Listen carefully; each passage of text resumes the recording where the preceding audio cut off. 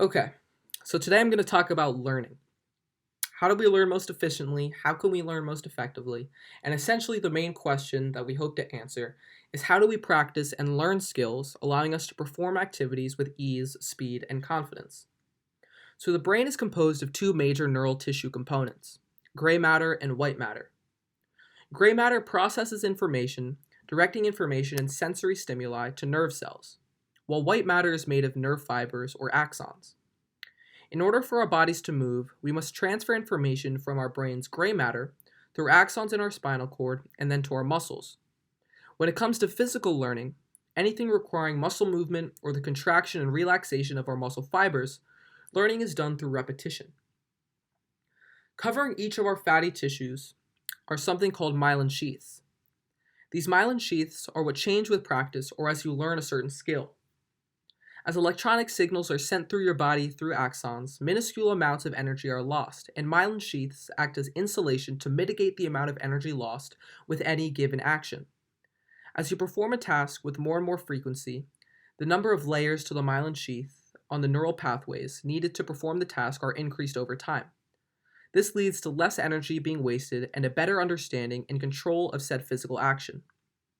Essentially, as certain pathways are fired with more frequency, the body adapts and sends resources to those areas, building them up slowly, so the most efficient and most effective method is learned. Your body then recognizes where the strongest myelin protection points are, and thus comes the phenomenon of muscle memory.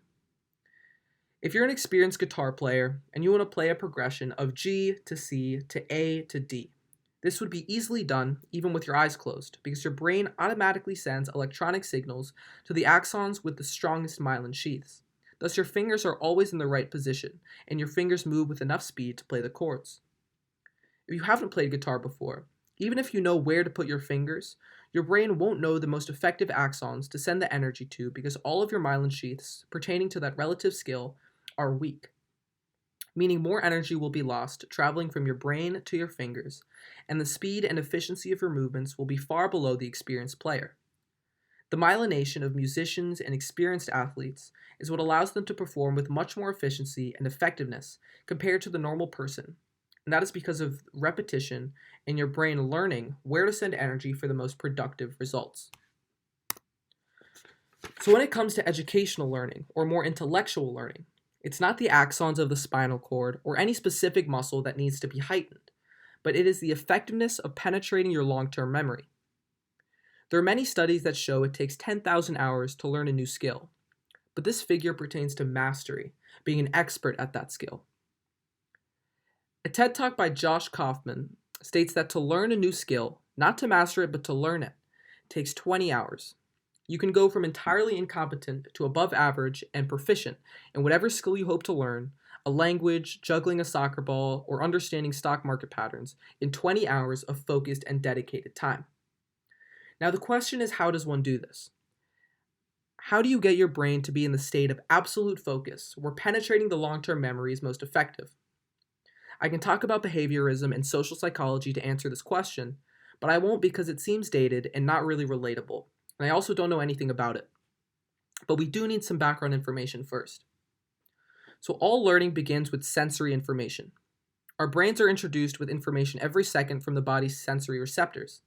Data flows from our senses, hearing, vision, taste, touch, smell, from the nerve endings in our muscles, joints, and internal organs to the brain. Of the millions of pieces of sensory data available each second, only about 1% is retained. And this is done through something called the reticular activating system, which acts as the brain's filter.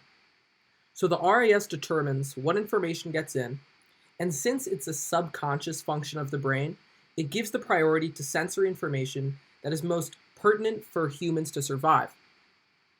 So we're often criticized for not paying attention, but we know that the failure to focus on a teacher's instructions does not mean that we are inattentive, but our RAS is always paying attention to letting in sensory input, but not necessarily letting in what's being taught at the given time.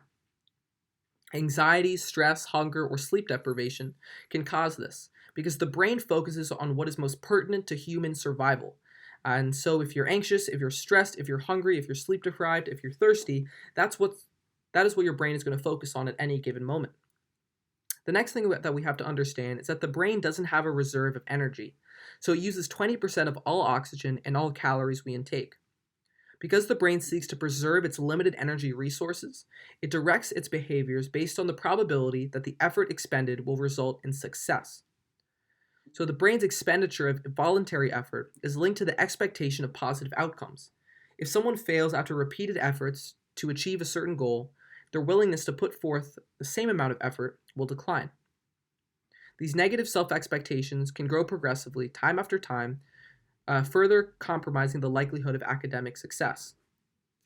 So this goes into talking about the fixed mindset and the growth mindset. So after repeated failures, subconsciously, the brain will develop a fixed mindset. So the goal is, how do we prevent this? How do we keep the brain in its optimal position of being in a growth mindset? So the first thing we need to understand is pleasure. If you enjoy what you're doing, the brain will react positively. If you're stressed, anxious, or fearful, the brain will focus on those immediate senses and not allow new information in. And like I said before, that is a survival instinct. If you're in a high-pressure situation, the brain will enter fight or flight mode and focus on short-term sensory heightening, but not long-term recognition. The next thing that we need to understand is memory. Once you're in a good state of mind, a calm and relaxed state of mind, your brain will allow you to access your long-term memory. So none of our memories are held in single neurons. Each of our billions of neurons hold tiny pieces to the millions of memories that we have.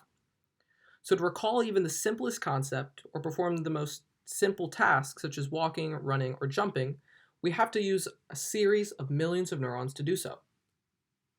So the storage of memory in neural networks is based on patterns. The brain accesses prior knowledge to enable it to make connections to new information, new situations, and new concepts. For example, memory based on patterns have taught us to avoid objects that we believe are hot. It only takes one or two experiences of jumping into a campfire or locking yourself in a hot oven and hearing the word hot or seeing something red hot for brains to construct the relational memory that the word hot stands for things that should not be touched.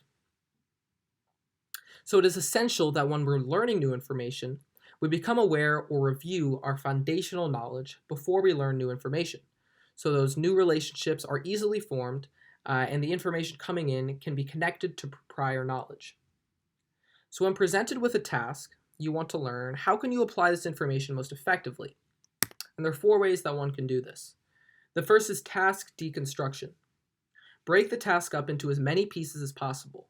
Locate what you want to achieve and by when, and then figure out the steps you need to get there. Number 2 is learn enough to self-correct. Learn enough background information, read enough books, so you can actually go out and try to successfully complete the skill, but with the knowledge to figure out if you're doing something wrong. Number 3 is remove practice barriers. Phones, TVs, computers are all barriers to focus because they give you an outlet to literally anything you'd rather be doing, so remove them. And number 4 is practice the 20 hours. Oftentimes, the more we learn, the more ignorant we feel, and the horizon that is expertise gets farther and farther away. So by pre-committing to practicing at least 20 hours, you'll power through that feeling of incompetency and find that by the end of the 20 hours, you'll have a much better grasp of the information because the rate of exponential learning builds upon itself. We learn through foundation, as I talked about before, and obviously this plateaus at a point, but it persists for much longer than we think. So go out, learn something. I hope this was helpful, and yeah, that's it.